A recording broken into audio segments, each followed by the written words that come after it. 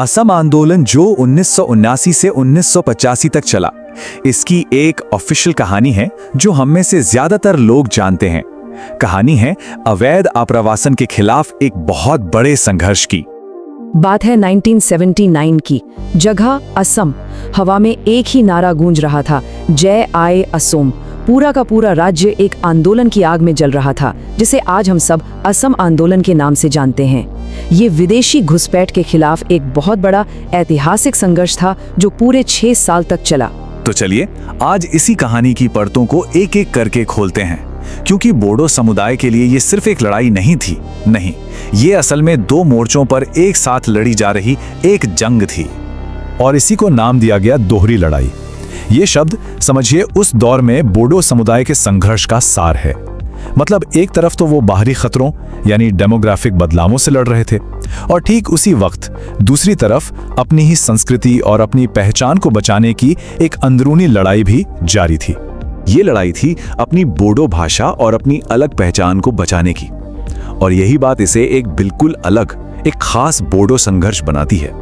और इस पूरी दोहरी लड़ाई का सबसे बड़ा सबूत कहाँ मिलता है? ये मिलता है काउंटर आर्काइव में। जी हाँ, वही गुप्त फाइल जिसमें बोडो शहीदों का जिक्र है। इसे ऑल बोडो स्टूडेंट्स यूनियन यानी ABSU जैसे संगठनों ने तैयार किया था, और ये फाइल इन मौतों को सिर्फ दंगे या हिंसा नहीं मानती, बल्कि एक बड़े मकसद के लिए दी गई शहादत का दर्जा देती है। तो आखिर ये फाइल हमें बताती क्या है? इससे क्या राज खुलते हैं? देखिए, ये कई चीजें उजागर करती है। पहली कि हिंसा का एक खास ज्योग्राफिकल पैटर्न था। दूसरी, ये पीड़ितों का एक सोशियोलॉजिकल प्रोफाइल हमारे सामने रखती है। तीसरी, ये एक राष्ट्र निर्माण की सोच को दिखाती है।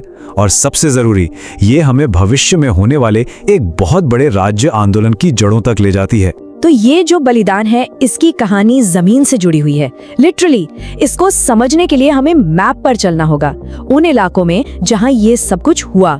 तो चलिए शुरू करते हैं ये सफर, इस शहादत की भौगोलिक यात्रा। सबसे पहले चलते हैं कोकराझार। ये समझिए कि बोडो पॉलिटिक्स का नर्व सेंटर था, उसका दिल था। ऑल बोडो स्टूडेंट्स यूनियन, जिसे हम ABSU कहते हैं, बोडो साहित्य सभा, सारे बड़े संगठन यहीं पर थे। यहाँ है थारम बसुमुतारी और बिस्तुराम बसुमुतारी जैसे शहीदों का बलिदान। ये दिखाता है कि ये कोई छोटी मोटी झड़प नहीं थी, ये एक ऑर्गेनाइज्ड पॉलिटिकल लड़ाई थी, सीधा स्टेट के साथ। अब कोकराझार से हम चलते हैं उस इलाके की तरफ जो इस पूरे संघर्ष का सबसे कह सकते हैं हिंसक और दर्दनाक सेंटर बना। जगह का नाम है गोपुर और साल था 1983, महीना फरवरी का। यहाँ जो हुआ वो वाकई एक बहुत बड़ी त्रासदी थी। 15 से भी ज्यादा। जरा इस नंबर पर गौर कीजिए, ये कोई पूरे आंदोलन का आंकड़ा नहीं है, ये सिर्फ एक जगह गोपुर क्लस्टर से शहीद हुए लोगों की संख्या है। इससे साफ पता चलता है कि यहाँ कोई छोटी मोटी झड़प नहीं, बल्कि एक बहुत बड़े लेवल पर हिंसा हुई थी। लेकिन देखिए, ये सिर्फ नंबर्स नहीं है, इन हर एक नाम के पीछे एक कहानी है। जैसे रोहिला नारजारी, एक महिला शहीद। ये क्या बताता है?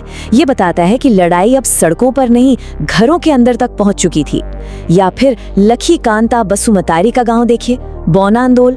बोन का मतलब ही है जंगल का एरिया। यह सीधा कनेक्शन है जमीन और रिसोर्सेज की लड़ाई से। और पुलिसुमनी जैसे गांव का नाम बार बार आना, मतलब साफ है कि ये गांव, ये इलाके प्रतिरोध के एक बड़े सेंटर बन चुके थे। चलिए अब मैप पे थोड़ा और आगे बढ़ते हैं, ब्रह्मपुत्र के नॉर्दर्न बैंक की तरफ। यहाँ दरंग और उदलगुड़ी जैसे जिले हैं। यहाँ लड़ाई की वजह बहुत सीधी थी, जमीन। एक तरफ चाय के बागान, दूसरी तरफ ट्राइबल्स के लिए रिजर्व्ड जमीन, और फिर नई बस्तियां। टकराव तो होना ही था। पाणीराम देमारी और सांभर मुशाहरे जैसे शहीदों का बलिदान इसी जमीनी हक की लड़ाई का सबूत है। ये सब देखकर मन में एक बहुत बड़ा और वाजिब सवाल उठता है, आखिर एक अलग लिस्ट बनाने की जरूरत ही क्यों पड़ी? जो 855 शहीदों की ऑफिशियल लिस्ट थी, उसमें इन नामों को क्यों नहीं जोड़ा गया? इसका जवाब पॉलिटिक्स और आइडेंटिटी यानी राजनीति और पहचान की लड़ाई में छिपा है। जैसा कि रिसर्च बताती है, बोडो संगठनों ने यह पक्का किया कि उनके लोगों के बलिदान को उनकी अपनी अलग राजनीतिक पहचान के साथ याद किया जाए। ये कोई अचानक लिया गया फैसला नहीं था, ये एक सोची समझी पॉलिटिकल स्ट्रेटेजी थी। ये थी मेमोरी की पॉलिटिक्स, यानी यादों की राजनीति। उन्होंने अपनी बोडो पहचान को एक बड़ी असमिया कहानी में घुलने या मिटने नहीं दिया। इसके लिए उन्होंने अलग स्मारक बनवाए, उन्होंने इन शहादतों को एक अलग बोडो मकसद के लिए दिया गया बलिदान बताया और इस तरह अपने दुख को, अपने दर्द को एक आने वाले आंदोलन के लिए पॉलिटिकल कैपिटल यानी राजनीतिक पूंजी में बदल दिया। तो फिर ये सारी कड़ियां जुड़ती कैसे हैं? पूरी कहानी को हम 3 स्टेप्स में समझ सकते हैं। स्टेप 1, 1979 से 85 के बीच दोहरी लड़ाई लड़ी गई, जिससे बलिदान का एक अलग बोडो अनुभव बना। स्टेप 2, ABSU ने शहीदों की वो गुप्त फाइल बनाई जिसने एक अलग राजनीतिक याद को जन्म दिया।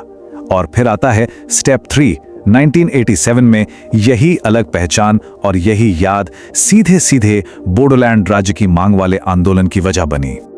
तो संक्षेप में कहें तो गोहपुर जैसी जगहों पर जो खून बहा था वो असल में एक अलग राजनीतिक भविष्य के बीज सींच रहा था। 1979 से 85 के बीच हुई ये शहादत ही बोडोलैंड आंदोलन की सीधी जड़ थी। यहीं से वो सब शुरू हुआ। और ये सब हमें एक आखिरी लेकिन बहुत बड़े सवाल के साथ छोड़ जाता है। न जाने कितने और आधिकारिक इतिहास हैं जिनके अंदर ऐसी ही गुप्त फाइलें छिपी हुई हैं और बस अपने खोले जाने का इंतजार कर रही हैं।